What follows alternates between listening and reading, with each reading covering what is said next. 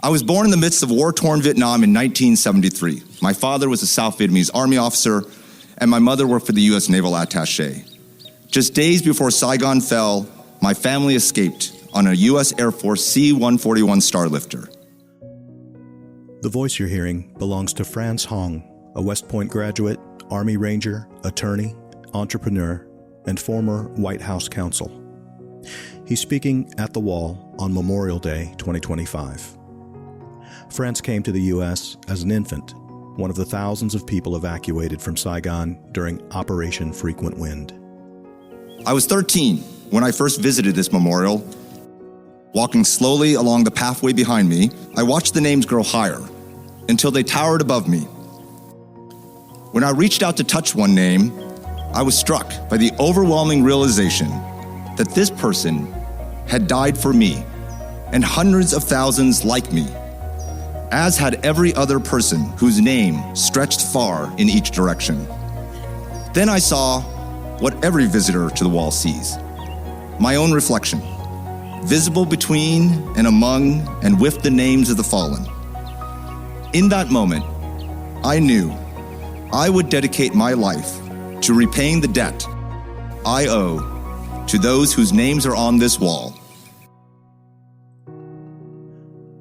In this final episode of our series about the Vietnamese-American experience over the past 50 years, we'll explore how that community has evolved from refugees to contributors, from survivors to leaders, and how their success stands as perhaps the most enduring testament to what American service members fought to preserve.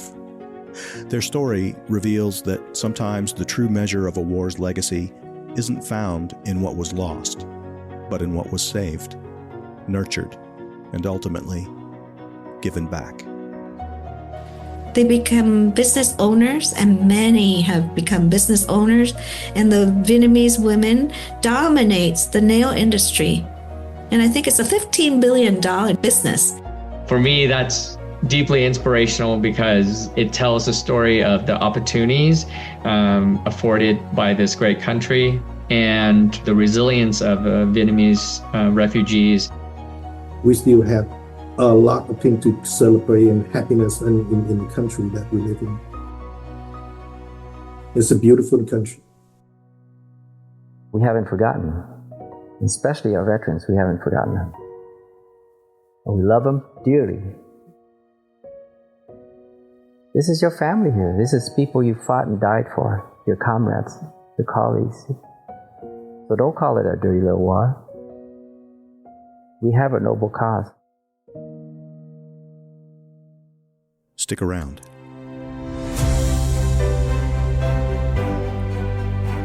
From the Vietnam Veterans Memorial Fund, founders of the Wall, this is Echoes of the Vietnam War.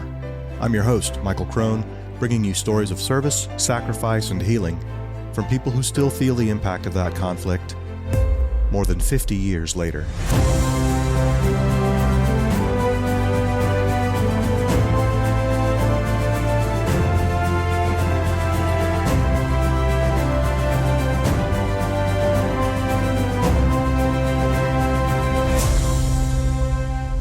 Episode 98, A Living Legacy. Right after this. Hello, I'm Gary Sinise. Nearly 3 million Americans served in Vietnam, and more than 58,000 have their names inscribed on the wall. Those that pay the ultimate price in service to America. Some might ask why the Vietnam War still matters. It matters because more than 58,000 lives were cut short and their families forever changed. It matters because we should never forget how Vietnam veterans were treated when they came home. A lesson learned so that our current generation of veterans are treated with respect. The Vietnam Veterans Memorial Fund, the organization that built the wall, works to ensure that future generations will understand the war's impact. I'm asking you to help keep the promise the wall was built on. Never forget. Visit vvmf.org to find out how you can get involved. Just a quick warning, this episode contains mentions of violence, including sexual assault. It might not be appropriate for some listeners. Franz Hong's journey from a tent at Camp Pendleton to the halls of power in Washington represents just a single thread in the remarkable tapestry of Vietnamese-American achievement. But to understand the full scope of this transformation, we need to look beyond individual success stories to see how an entire community has evolved over the 5 decades since the fall of Saigon. We found refuge in America. I was blessed with a childhood of freedom, of opportunity, of peace. A stark contrast to what might have been. Growing up, I came to understand that my life of liberty had been purchased by the service and sacrifice of those whose names are etched here. This awakened me a deep desire to repay that debt.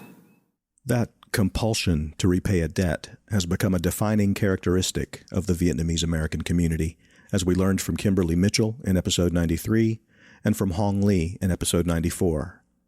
It's one of the reasons so many Vietnamese Americans serve in our military. Dr. Pha Le, an emergency room physician in San Diego, watched his own son follow this path.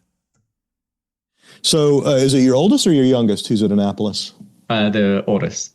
The oldest. And how long has he been there? He's just finishing up his first year. So he's about to become a youngster, a second year. We're very, very happy for him and very proud of him. Well, yeah, it's not easy. It's not easy to get there.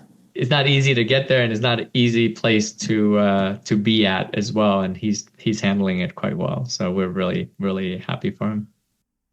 But military service is just one way this community has been contributing to American life over the past 5 decades. The professional achievements of Vietnamese Americans span many fields of endeavor, including medicine, law, technology, and business. Pha himself embodies this spirit of service through his medical practice, but it's what he does outside of the emergency room that really drives the point home. A few years ago, the company that I'm a partner in, called Vituity, started a nonprofit wing called Vituity Cares Foundation. And one of the pillars of our service is healthcare for all. What we realized is that the homeless population don't seek regular medical care. They wait until it's a crisis, and then they call 911 and end up in the ER. What we want to do is we want to go to them and provide whatever care we can to the best of our capacity. With operations in both San Diego and Santa Ana, these clinics now serve more than 120 people per month, and the model has been replicated in 25 locations across the country. But Pha sees this work as part of something even larger, a continuation of the debt his family owes to those who made their escape from Vietnamese communism possible. Pha is also actively involved with Honor Flight San Diego, which is where I met him for the first time. He was a keynote speaker on the trip I took with a plane load of Vietnam-era Navy SEALs, which became the basis for episodes 77 and 78. Pha shows up big for Honor Flight San Diego, whether he's on the speaker list or not, and that commitment involves his family as well. Even when we're not on the flights, we are rarely not at the airport welcoming our veterans back. So my sons have been welcoming in the veterans ever since they were in elementary school, and that's the time spent with the veterans is likely the reason why my oldest son is at the Naval Academy now.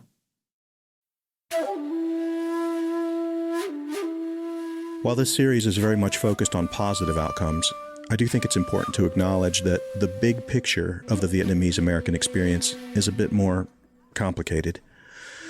Among the most complex chapters in this 50-year saga is that of Amerasian children, the sons and daughters of American servicemen and Vietnamese women. Fighting men have been making babies far from home as long as there have been armies. I'm a product of the more loving version of that dynamic myself. But the story of Amerasian children is especially poignant. In 1987, Congress passed the Amerasian Homecoming Act, attempting to address what many saw as an unfinished obligation. The act allowed children born in Vietnam between 1962 and 1976 to American fathers to immigrate to the United States along with their immediate families. By the program's end, approximately 20,000 Amerasians and 60,000 of their relatives had made the journey. But the promise of homecoming didn't always work out the way it was envisioned. Getting here was difficult enough. Surviving here, let alone thriving, brought a whole other set of challenges, especially for children. The Welcoming Home Act gives them green card status. So they're not citizens. And if they're not citizens, they're always open to deportation if they have a bad criminal record. Dina Lin, an attorney and elected official in Garden Grove, California, has represented many Amerasians facing deportation for crimes committed decades ago, often as teenagers struggling without family support or guidance. She explains how a ticket to America could transform a mixed-race kid from outcast to hot commodity, but only until that kid had fulfilled its useful purpose.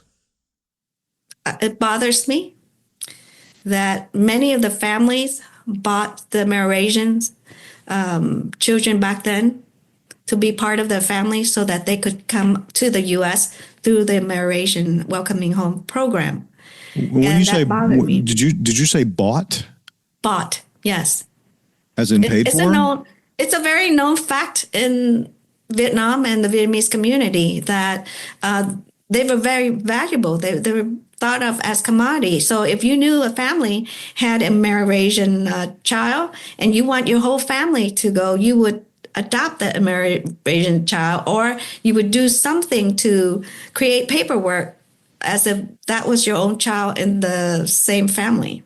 Because it would get you out of Vietnam? Yes. Yes. Well, I don't understand. I thought these children were treated poorly, socially isolated. They were. But they had value. When they became the ticket to go to the U.S., then they are an item to be bought. So that's still being treated poorly. Yeah. Yeah. So that did happen. And that bothers me because if you got the opportunity to come to the U.S., when you come to the U.S., you got to take good care of this child. But you don't. You think, okay, you don't owe anything to this child anymore. And that's how these children who came over here without guidance, parents, family, they fall into the category of gang. It's unintended consequences. Exactly. The unfortunate result was that many Amerasian children arrived in America only to be abandoned again, left to navigate a new country without the family support that had nominally brought them here in the first place. For Dina, the issue is deeply personal and fundamentally about justice. She argues that these children of American servicemen deserve citizenship as a birthright, that their father's service should count for something more than a green card, which can be revoked for mistakes made long ago by wayward children. When they first came to the U.S., they were not guided. They did not have a family, so they got in a little bit of trouble with the law. And since then, they have been very upright people and assimilating to the U.S. lifestyle very, I would say, successfully. They have built a family, a business. They have homes that they own. They have kids who are now in universities and are graduating or have graduated already. So to me, they have proven themselves to be successful people and giving back to the American society. And they do deserve to be taken off the list for deportation. Not only that, I have a belief that they're Americans. They were children of our veterans. So that gives them a special status, and it should give them a special status with the U.S.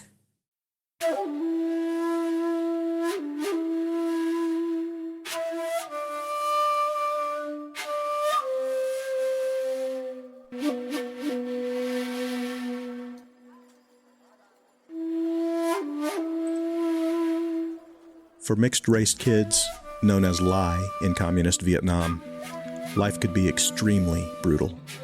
The emotional and psychological scars from that experience can take a lifetime to heal, if ever.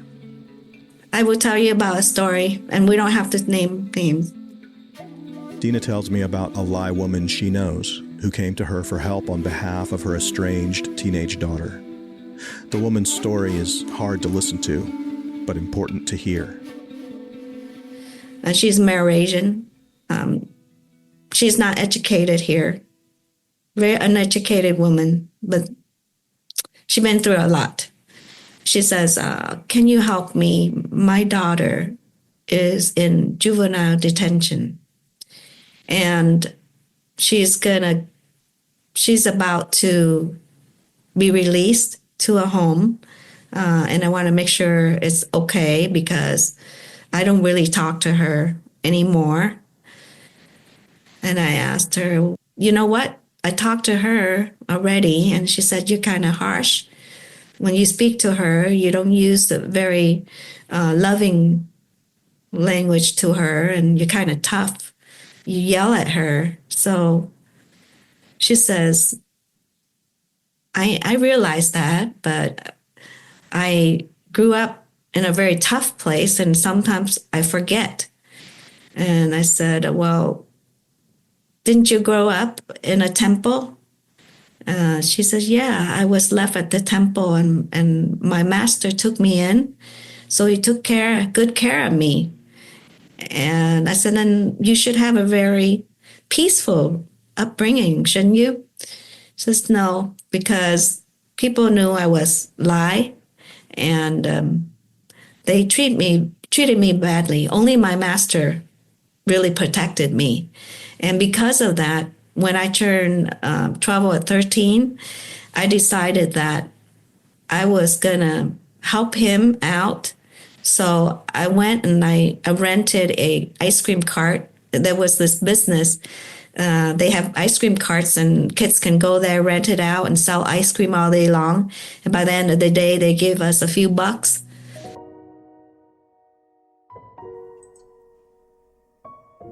Dina tells the next part as it was told to her. And then one day I came across this man. He was an adult. He raped me. And then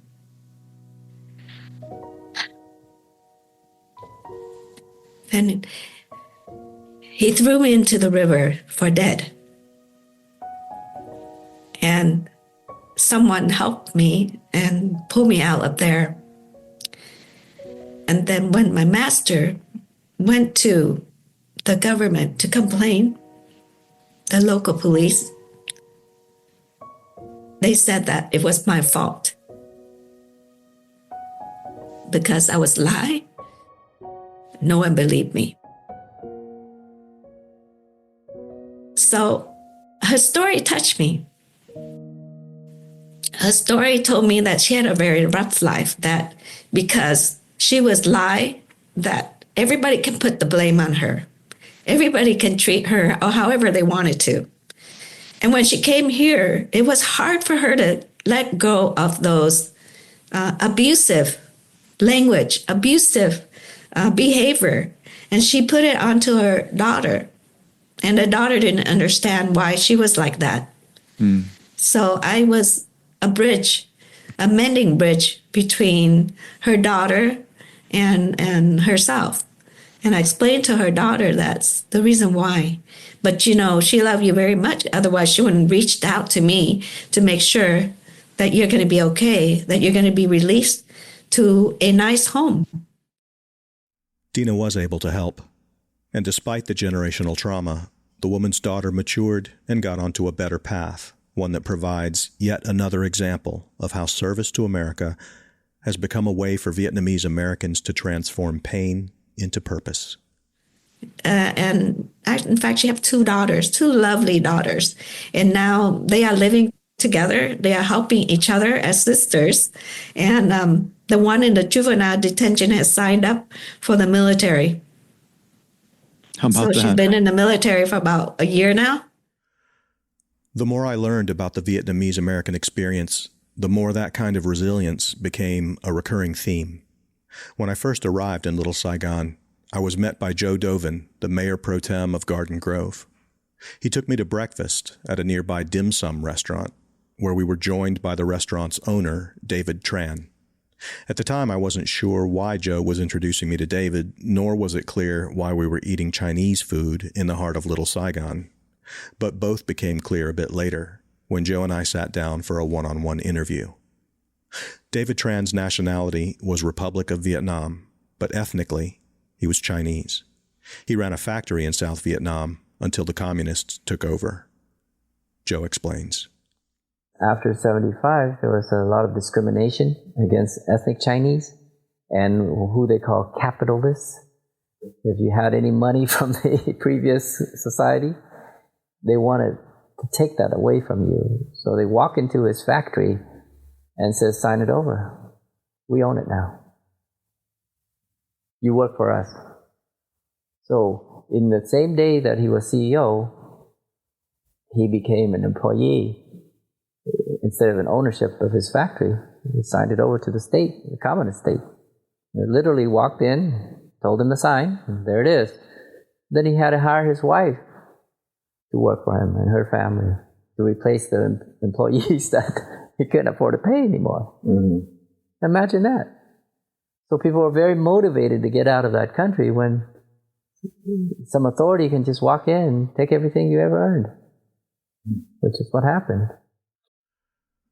David escaped from Vietnam, arriving in the U.S. in 1979 with nothing. By 1982, he was a successful business owner again, thanks in part to the tradition of Hoi financing, which Joe explained in the previous episode. But even with all of his success, David Tran wasn't immune to misfortune. At the age of 71, he had to start over again. It was near bankruptcy.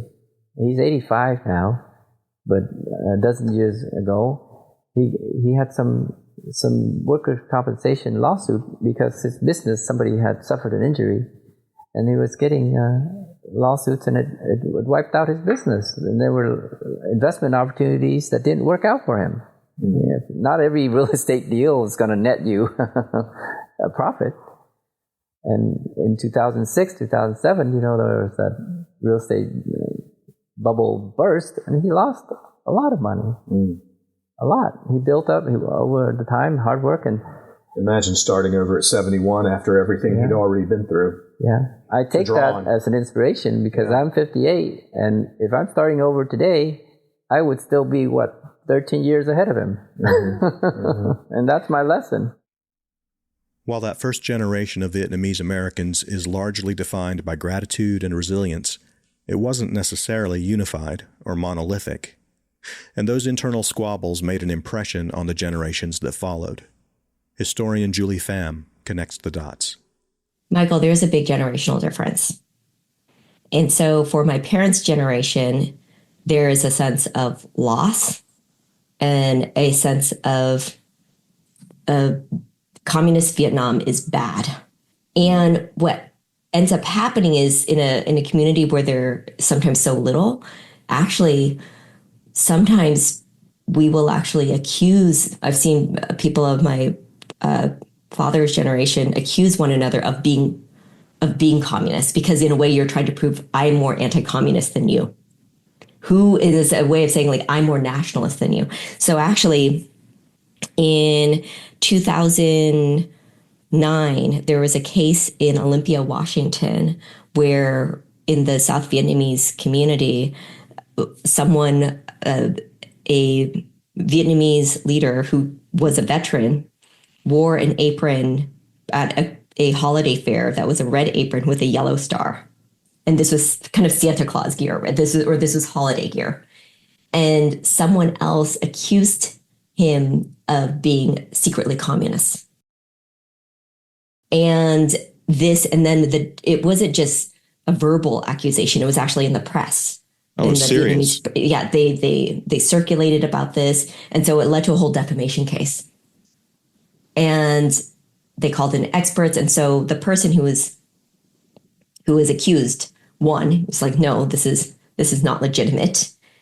What it shows, though, is how sometimes in communities where they have so little, they fight over crumbs. And sometimes part of that is to fight over their sense of identity. And a big part of their identity is to be anti-communist. And sometimes if the Americans around you don't care about communism or anti-communism, then you actually will even fight amongst yourselves.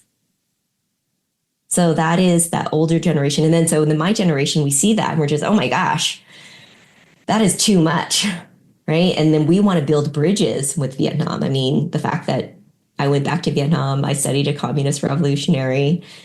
There's a lot of interest in Vietnam. Actually, a lot of pride in our heritage. I'm actually really proud of Vietnamese Americans, my generation and younger, and how much they celebrate being, how much we celebrate being Vietnamese. And it's this difference of, well, yes, there's communism, and then there's Vietnamese heritage. And we can share that regardless of our political affiliations. After a short break, we'll conclude this series on an up note, looking at how the Vietnamese-American community is doing today and hearing what some of them have to say about American veterans of the Vietnam War. Stick around. Let's talk about the wall for a minute. It is widely considered to be the memorial that changed memorials forever. Its design invites a level of engagement, of introspection, of reverence that no fountain, no statue of a cannon or a man on a horse could ever match. The volunteers who work there often talk about wall magic, that unexpected, often spiritual connection or discovery that happens when you visit the Vietnam Veterans Memorial. It's one of the reasons why the wall's design has inspired so many other memorials around the world. Of course, there is one little problem with the wall's design. 140 panels of polished black granite aren't exactly portable. So, unless you can get yourself to Washington, D.C., how are you supposed to experience wall magic for yourself? Well, guess what? We already thought of that. In 1996, VVMF unveiled an exact replica of the wall that could be packed into an 18-wheeler and hauled to cities and towns all across America. Since then, the wall that heals has been displayed in more than 800 communities throughout the nation, spreading the healing legacy of the Vietnam Veterans Memorial to millions of visitors. Sure, there are other versions of the wall that travel around the country, but the wall that heals is the only one that is an exact replica of the one in Washington, created and maintained by the same organization that built the wall in the first place. And not only that, the wall that heals is accompanied and curated by VVMF employees who work with host communities to ensure that the experience is as close as possible to the real thing. And that includes wall magic. But you don't have to take my word for it. You can check out episode 15 of this podcast to learn what happens to people's hearts when this traveling exhibit rolls into a real-life American community. The Wall That Heals and the Mobile Education Center that travels with it will make a special stop June 12 through 15 in Alexandria, Virginia, where it will provide the setting for this year's In Memory Honor Roll induction ceremony. To see the rest of this year's tour schedule and to learn how you can bring the Wall That Heals to your town, visit vvmf.org.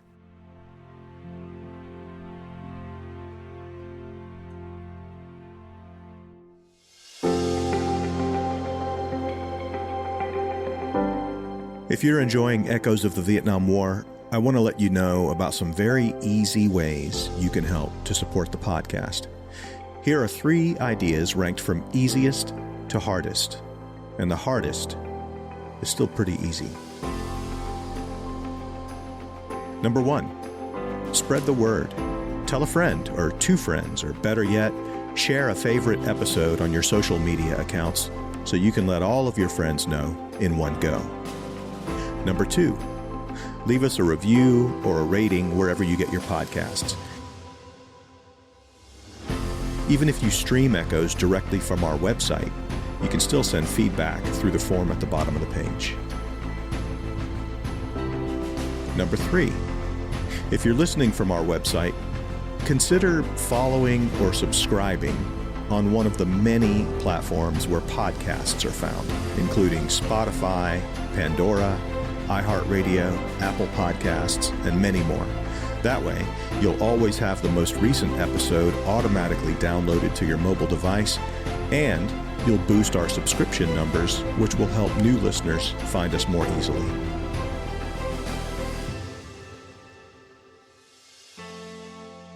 Thank you so much for just listening. We really appreciate your continued attention to these stories. We'll be extra grateful for your help in spreading the word about Echoes so more people can check out the work we're doing.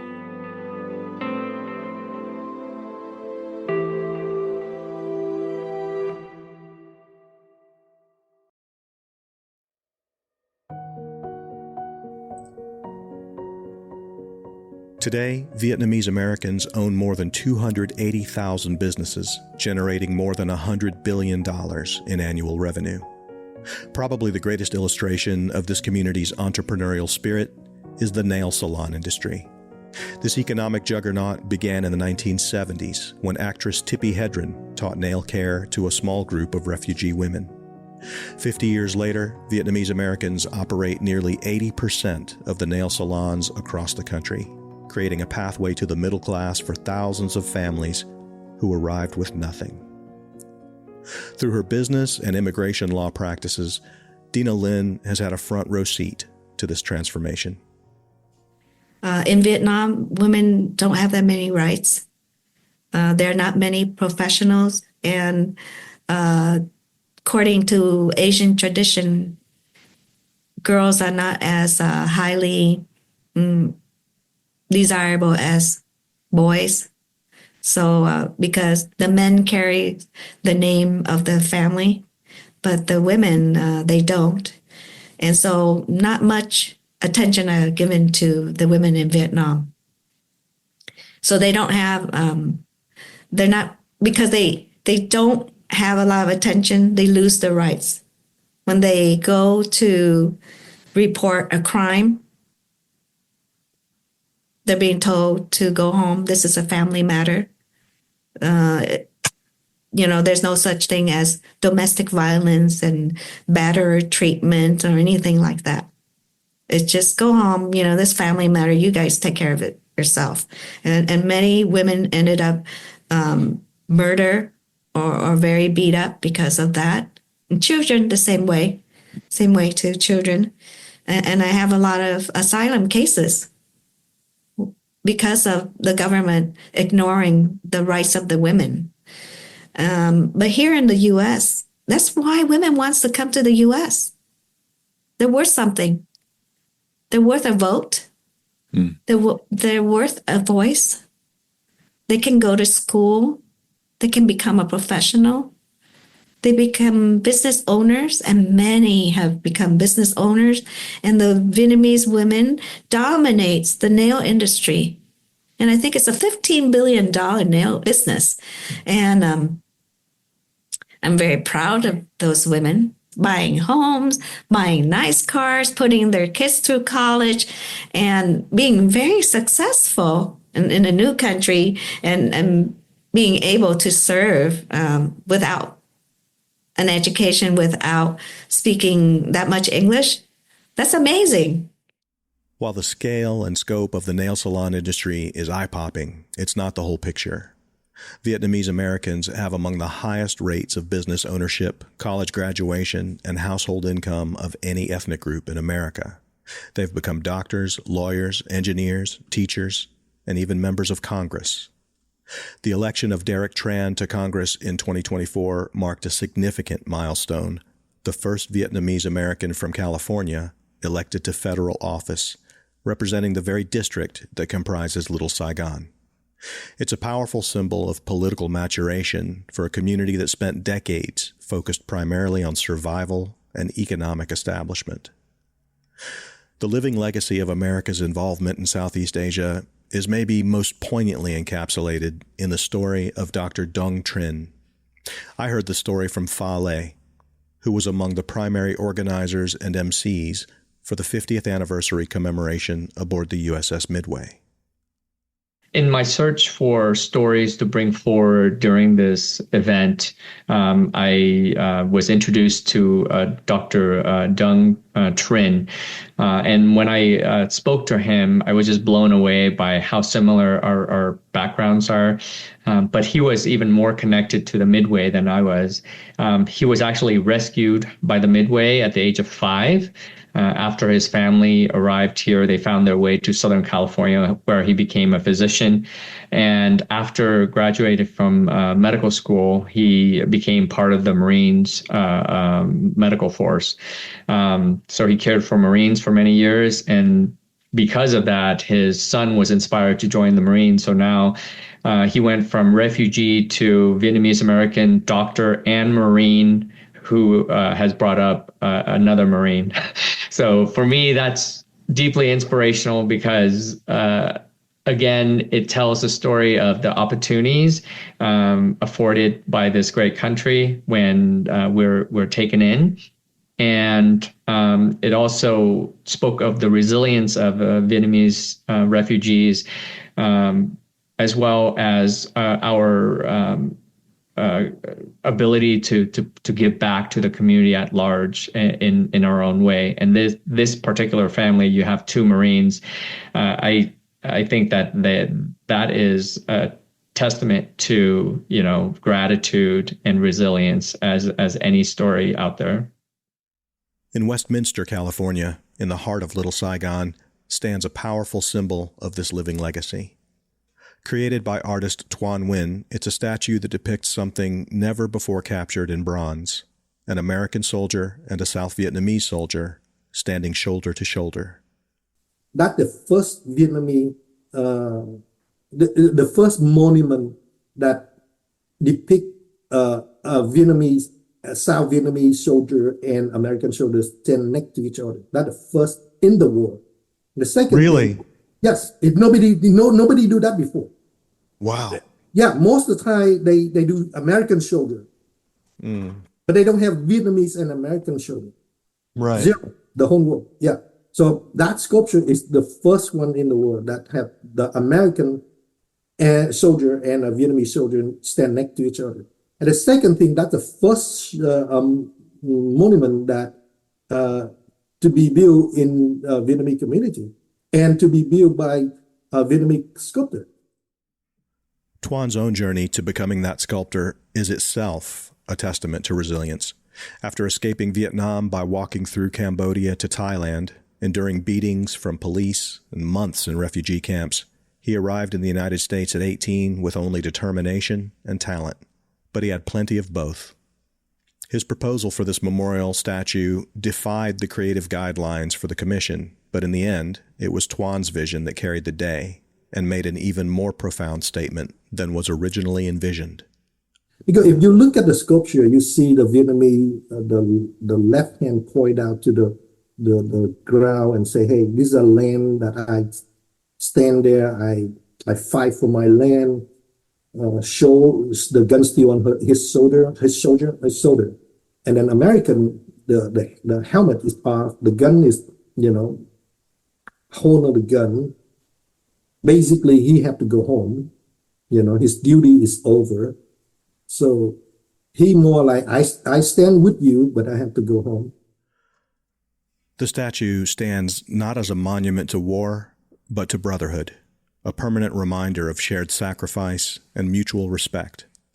It's one of many ways the Vietnamese-American community has worked to preserve memory while building toward the future. I try to not speak for Vietnamese community. I try to speak for myself. I always celebrate. I always celebrate when I live here. We still have a lot of things to celebrate and happiness in the country that we live in. It's a beautiful country. This forward-looking perspective doesn't mean forgetting. It means channeling memory into purpose, loss into determination, gratitude into service. It's a philosophy that has guided many in the community as they've built new lives while honoring what was left behind. The transformation has been remarkable, from refugees to residents, from survivors to leaders. Vietnamese Americans have woven themselves into the fabric of American society while maintaining their distinct cultural identity. They've built thriving communities, raised successful children, and contributed to every aspect of American life. Vietnamese Americans have the highest naturalization rate of any immigrant group, reflecting their deep commitment to their adopted homeland. But perhaps their greatest contribution is less tangible. They're living proof that the sacrifices made in Vietnam were not entirely in vain. Every medical degree earned, every business opened, every child who excels in school, every young person who puts on an American military uniform represents a validation of what American service members fought to defend. The idea that freedom matters, that people fleeing oppression deserve sanctuary, that given the opportunity, human beings can transcend the most devastating circumstances. When speaking directly to Vietnam veterans, Pha Lê puts it this way. I hope that Vietnam War veterans will look upon the Vietnamese-American community and see that the successes that we've had and the service that we provide to the country in various capacities is a testament and a tribute of gratitude to their service and sacrifice. This is the down the line, 50 years later result of their service and sacrifice. So I wish that all Vietnam War veterans understand that their fight for freedom was noble, and it is deeply appreciated by Vietnamese Americans everywhere. Joe Dovin echoes the sentiment. We have put the war behind us. We have buried the hatchet. We're starting fresh. This is ground zero. But we haven't forgotten, especially our veterans, we haven't forgotten them. And we love them dearly, and we want them to always be a part of our community. Whether they go to Vietnam or not, come here to Little Saigon, right here in Garden Grove, Westminster. This is your family here. This is people you fought and died for, your comrades, your colleagues. So don't call it a dirty little war. We have a noble cause.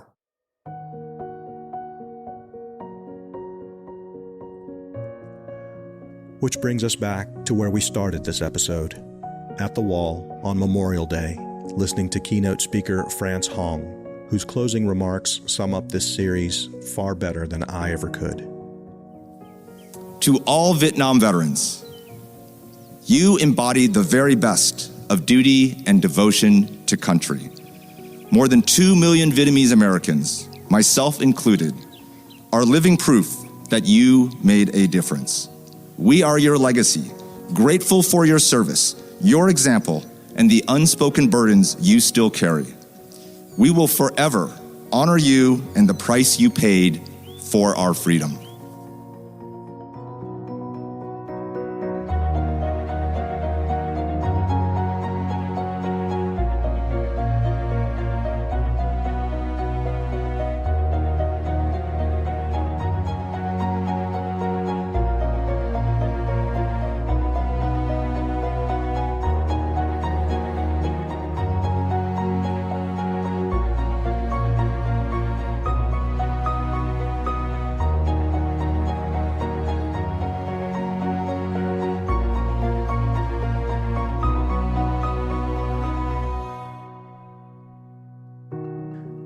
Our sincerest gratitude to everyone who made this series possible.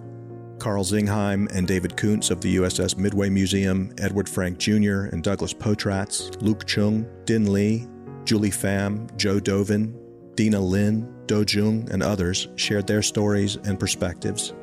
Pha Lê did that and so much more. Most of the people I interviewed only agreed to speak with me because of Pha's encouragement. He's got that kind of pull. And who introduced me to Pha? Who else? My good friends at Honor Flight San Diego, specifically the inimitable, indomitable, incredible D. Foles. Meeting that team has really become the gift that keeps on giving.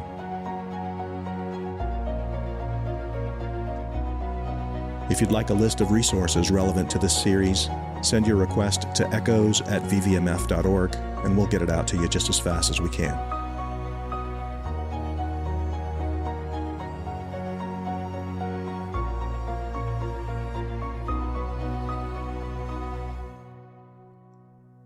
We'll be back in 2 weeks with more stories of service, sacrifice, and healing. See you then.